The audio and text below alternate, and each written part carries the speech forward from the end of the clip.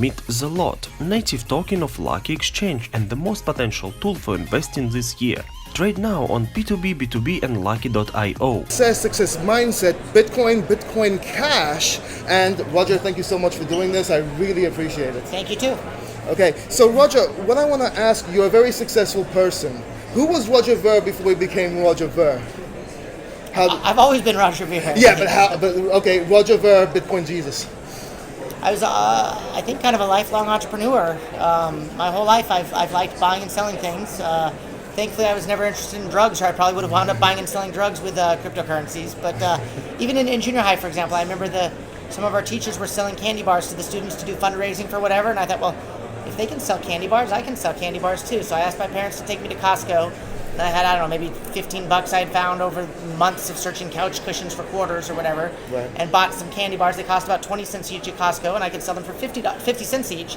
And so I would carry a shoebox with me to school each day with all the candy bars, and kids would rather deal with other kids than deal with the scary teacher, so all the kids would rather buy candy bars from me. So I sold candy bars every day to the kids at school. And I could make an extra, maybe $40 a week in junior high school. That was huge money as a junior high school kid, right? So, I was lucky enough to have parents that were willing to drive me to Costco because I wasn't old enough to go myself, but they were encouraging of my entrepreneurial spirit there. And the teachers, they weren't happy that I was selling candy bars, but they were doing the exact same thing, and they didn't feel comfortable saying, "Oh, we're going to do it, but you can't." And it was just candy bars, it wasn't drugs. So, right. So it was a great business when I was in junior high. So you were basically in sales. You got into sales from an early age. Yeah, I guess I had a little bit of a natural instinct for that. But I think part of it, though, too, it was in maybe the last year of junior high, or, right, it was before I went to college, I started reading these economics books. And when you read economics books, you realize that any business is, regardless of what that business is it's taking something and moving it from where it's worth less to where it's worth more. So in the case of the candy bars, you're moving candy bars from Costco where they're worth less to the school where they're worth more. But that's not the only thing. Even like a consulting business, if you think about it, you're taking you as a person, and you're moving your time from where it's worth less, sitting at home watching TV, to where it's worth more, going and consulting and giving people advice about something. So every business, so regardless of what it is, you're just taking something and moving it from where it's worth less to where it's worth more. And even with Bitcoin, I saw it the same way. We took these Bitcoins early on when they were worth less, and we moved them into a future in which they're worth more because there's all this ecosystem around them that allowed them to be used as money. And so I just kind of saw it as part of the natural progression of taking something from where it's worth less to where it's worth more, and making more economic freedom for the entire world as well. Because when people are allowed to bring things from where they're worth less to where they're worth more, that's how economic prosperity is created. That's all anything is, right, in the economy. Let's make the world a better place, and cryptocurrencies are a great way to do it. So what drove you and what kept you going? What was the driving factor behind all this? All this meaning my involvement in cryptocurrencies? Becoming who you are right now, being the Bitcoin Cash person you are, if you will. So I remember as a kid reading books and studying about the human brain and the ability to learn things. And kind of, they were saying that there's a finite limit to what you can do, and I remember thinking I'm going to cram everything I can right in my brain right up to that limit and go past there because I'm going to prove them wrong. It's life is what you make of it. If you tell yourself, oh, I can't do this because I'm not good enough at that, and you're going to be right. If you tell yourself you can't do something, you're certainly right.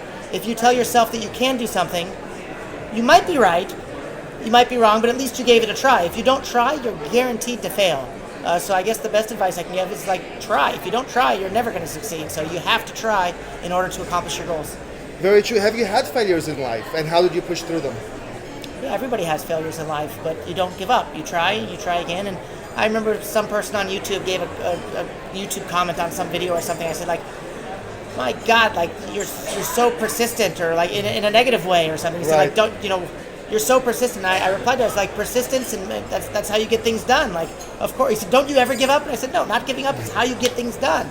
So if something's not working, it's okay to try different angles. Or maybe another fun story as to how I got to be who I am. I played a lot of Magic the Gathering when I was younger. I played Magic the Gathering, semi-competitively. I played in the Pro Tour when I was a young man, and playing Magic the Gathering really helps you look at so many different ways to solve a problem. So I think a lot of people say, oh, here's the problem, there's one way to solve it. No, there's a million different ways to solve that problem. And so I think playing Magic the Gathering helped me look at all these different ways to solve problems. So I think, okay, here's my goal, here's something I want to truly achieve. maybe I can do it this way, maybe I can do it that way, this way, this way, this way, and like look at all the different ways, maybe try all the different ways, and keep trying different ways until you get to that goal you want to reach. So don't get into this mindset that there's only one way to do something. What does success mean to you? Because a lot of people define success very differently, and this is something important to address. For other people, it's money. For other people, it may be family. For other people, it's making a difference in the world. What does success mean for you? I think success means your own happiness. You have to decide for you what makes you happy. If sitting on the beach every day, sipping martinis makes you happy, figure out how you can make that happen. If working every day to, spread cryptocurrency around the world makes you happy, then do that. And so you need to look inside your own heart and your own mind and figure out what makes you happy, and then figure out how to be able to do those things that make you happy. So it's different for every person. Do you think anybody can become successful in life, financially? Yeah, if they try, but you have to try. If you don't try, you're guaranteed to fail. So you have to try. I guess if there's one piece of advice, is try. Like I can't count how many people I've met that have ideas on how to do this and do that and do this, and they have all the ideas, but they don't even bother to try. If you don't bother to try, you're not going to succeed. And I guess another piece of good advice is like read more books. Like when you can. Reading books, it's so incredible. It's like having a one-on-one tutoring session with some of the smartest humans to ever live by picking up the books that they wrote and reading the books. It's like you can absorb all the knowledge and thoughts that these people had. And I think I heard Ludwig von Mises say it, but he might not have been the first person to have said it, but he said, if I was able to see farther than others, it's because I stood on the shoulders of giants. Yes. And that's exactly right. So by reading books, it's like you get to climb up the backs and stand on the shoulders of intellectual giants and see even farther than they do. And now we have the advantage of the internet. You can look up anything you want to know anytime. So read books and use the internet is my advice. Okay, the other day I was actually interviewing Patrick Bet-David from Valuetainment. He suggested 2 books. One was The One Thing, and the other one was The Principles of Success, or The Laws of Success by Napoleon Hill. What two books do you suggest for our audience? I think I would recommend Economics in One Lesson by Henry Hazlitt. Fantastic book. And another one that I'm almost hesitant to even call it a book because it's so short, but The Law by Frederick Bastiat. It's like 65 pages or something like that, and it's more of a long essay than a book, but it will change the way you view the entire world, and you'll see the world more clearly after having read that book. And I think both of those are available free online via PDF forms. So Economics in One Lesson by Henry Hazlitt and The Law by Frederick Bastiat, both fantastic books. I'm going to make sure I'm going to get those books, actually. A lot of people don't study finance. They want to make money, but they don't study economics or finance. I think you should study what you want to get. Yeah. And if I have to attribute my success in business, in large part it's from my study of economics. So what does it actually take to succeed, other than the books, other than knowledge, other than economics? What do you think is the driving factor of success? You have to try, and you have to try really, really, really hard. Don't get discouraged, don't give up, try. I remember when I was starting my business, my first business, Memory Dealers, as a young man, I worked every single day on it. Like it was my entire life. And, Friday evening would come around and I'd get home from work at maybe, 7:30 or 8 p.m. and I'd be there all day. And I'm, early 20s, my friends would come up, hey, Roger, let's go out. And I wanted to see my friends, but I'd tell them, I'm sorry, guys, I'm too tired. And I'd wake up Saturday morning and I'd work some more. So, that's, if you want to be successful in business, there's no substitute for hard work. So there are sacrifices to be made.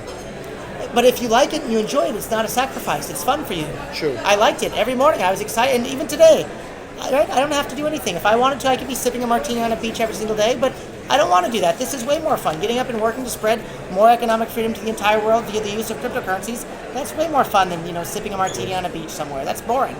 But did you lose friends along the way? Because when I say sacrifice, it could be also friends along the way that are lost. They don't understand, they feel threatened, or a lot of things. Maybe they hold you back. Yeah, I guess I'm not as close with my pre-Bitcoin friends. And now pretty much all of my friends in my social circle are all people that I know from cryptocurrency stuff. And so I don't talk nearly as much to my friends outside of those circles as I used to. But all my friends that were outside the crypto circles, they're getting drawn into those circles. Like 2 of my buddies from my other hobby outside of work is Brazilian Jiu-Jitsu. And I have 2 buddies that I know from Brazilian Jiu-Jitsu. And they're texting me this morning. They're saying, hey, they're going to go train, but they're also talking about the Bitcoin Cash upgrade that happened last night. And they don't work in Bitcoin directly, but actually they're starting to, and they're following it. And everybody at my Jiu-Jitsu dojo, they're all following the Bitcoin Cash news, and so it spreads that way too. So it's fun seeing it spread. Do you think there's a place for both Bitcoin and Bitcoin Cash? Bitcoin, let's say, as something to accumulate, an investment, and Bitcoin Cash being something to spend, to use every day? Well, there's obviously room for both of them because both of them have been existing side by side for Sure. over a year now. So that's the empirical evidence. And I'd like to point out to people, if the empirical evidence contradicts your preconceived notions or your theories, it's time to reevaluate your theories, right? So, but if you think about it, like, let's say you're living in the U.S., what do most people in the U.S. use as a store of value? Gold. They use, No? they use the U.S. dollar. Yes. Yeah, Right? you're talking about the 96%. Yes. Yeah, Very true. everybody uses the US dollar because you can spend it anywhere. Some people use gold, but it's a much, much smaller percentage than use the US dollar. And the reason they're all using the US dollar is because you can spend it anywhere. And a small percentage still use gold today, but everybody else is using, or almost everybody's using the US Of dollar. course. In Europe, what does everyone use for the store of value? Euro. The euro, because they can spend it anywhere. If Bitcoin Cash becomes spendable anywhere, people are going to wind up using that as a store of value, even though you have all these BTC economically ignorant people saying, no, we're going to be a store of value even though you can't spend it anywhere. Look at the empirical evidence around you. The dollar is used as a store of value because you can spend it anywhere. In Europe, it's the euro because you can spend it anywhere. If Bitcoin Cash becomes spendable anywhere, that's the one that people are going to use as a store of value, not the store of value coin. Question. It could also be something like 2 to 5% of your portfolio in Bitcoin, which would be the equivalent of something like what people should go Like hold holding in some gold, gold, sure. and then the rest would be Bitcoin Cash, since the masses will be using that. Yeah, and I own some gold. I still own some BTC, right? And I'm not here to tell anybody what they should do other than what they think is the most useful in your life. If you think something is useful in your life, use it. If you don't. If you think Bitcoin Cash is useful, by all means use it. If you don't like Bitcoin Cash, don't use it. That's fine. I don't care one bit. It's your life. Your life belongs to you. My life belongs to me. So what I personally believe, I'll be very honest, when I first saw Bitcoin Cash, I got mad. A lot of people got Okay. mad, yeah. But as time went by, I saw you. I saw you on stage. I saw you talking. I saw what you did with promotional material, which I want to show more. And I realized people are not investing in Bitcoin Cash. They're investing in Roger Ver, the voice of Bitcoin Cash, the one that's believing, the one that's giving everything. And that's how I knew, and I know, at least I'm on camera saying this, it's not going to fail. Because you are really pushing. It's a passion and something you really believe in. And I can see it right here, from t-shirts at this conference, giving them around to people, stickers everywhere. Lapel And pins, yeah. Here. lapel pins, which I I have will a whole pocket full. If which you I need some, will here's wear, some more, so. which I will wear proudly from now on all my suits and anywhere I go, because I have learned. We have talked before, and I have learned a lot from you. And what I really liked, which this surprise right here, which was a golden ticket under all the seats, where people could win from anywhere from $1 to $1,000 in Bitcoin Cash. That's one of the best promotions I've ever seen, and it has been done in different ways, but not in the cryptocurrency sphere, not what I've seen so far. Am I correct in this? As far as I know, we're the only ones doing that, yeah. So, and we'll be doing it more and more. So if you see me at a conference, you can, and it looks like up to $500 it says on the ticket. So it depends. $500, okay. Sometimes it's 1,000, sometimes it's 500, depending on the event. Apparently. Okay. So we came to this event with kind of short notice, to be honest. But we're going to be doing it more and more. And if you see me at a conference, you better believe it. You're gonna leave the conference owning some Bitcoin Cash. So. First person that comments gets this ticket, by the way. They can scratch it at their house. Okay. Where do you think the Bitcoin industry is going? And by that I mean cryptocurrency industry, Bitcoin Cash, everything. I think if something's useful, more and more people are going to use it. And it's clear, digital currencies are super useful. So many people are starting to use it. So the adoption is just going to get more and more and more. And from an investing standpoint, if you're looking to invest in cryptocurrencies, look for the ones that are actually useful that people are going to use. And what's the most useful use case? Buying and selling things, of course. So look at the ones that people are going to use as cash. And that's why I'm so bullish on Bitcoin Cash. And where do you think our attention should be focused? What problems can be solved in your own life? Right? So look in your own life. What problems can you solve with cryptocurrencies? And if there's a cryptocurrency that can solve those problems, that's the cryptocurrency for you. And that's one of the other reasons I love Bitcoin Cash. You can save 30% on Amazon using it on purse.io. That means a $100 item now costs $70 worth of Bitcoin Cash. That's a big deal. And in fact, here's an entrepreneurial idea, right? You can buy things on Amazon for a 30% discount and then turn around and sell it on, eBay or Craigslist for 5 or 10% less than Amazon, which still most people are going to get excited about. So, and people are doing that right now using Bitcoin Cash. Purse.io is the website to do that. Sorry, say it again? Purse.io. Purse.io, so we got to check that out. Yeah. You just answered the next question, why Bitcoin Cash will succeed. I want to ask you something. Do you have any morning rituals that you do, like every morning when you get up? I wake up tired every morning because I stayed up so late working on Bitcoin stuff the night before. So morning rituals, Actually, maybe this is different than a lot of people though. Like I may wake up tired, but it's probably less than one time a year on average where I actually have to set an alarm clock to wake up. I only wake up when I wake up. I try to never, ever, ever, ever set an alarm clock.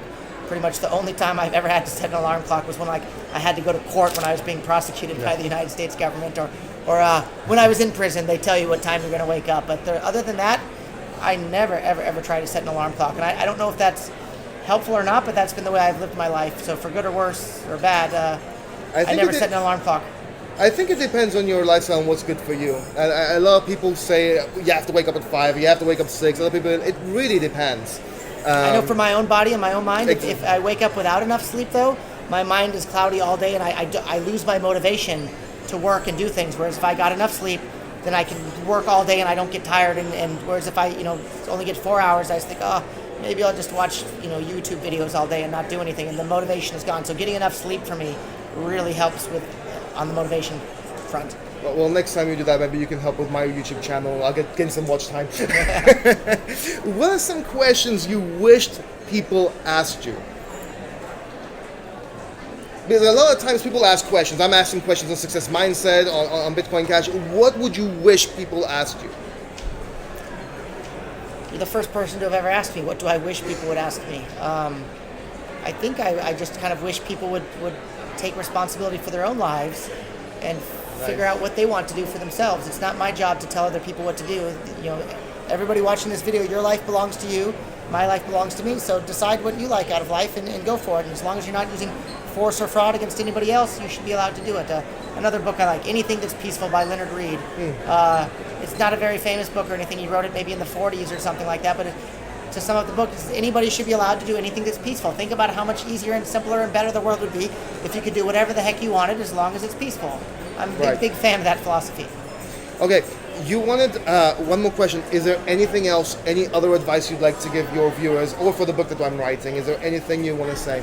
Think for yourself. Don't believe something just because somebody told you, or don't believe it just because everybody told you it. Just because everybody thinks something doesn't make it true. Everybody used to think that the world was flat. That didn't make it true. Everybody used to think that church and state had to be the same entity. That didn't make it true. Everybody used to think that government had to issue currencies. That doesn't make it true. And even today, everybody thinks, we can't survive without a government. Just because everybody thinks that doesn't make that true either. So stop and think for yourself. Think independently. Make up your own mind. You do realize you just opened up a can of worms for flat earthers, right?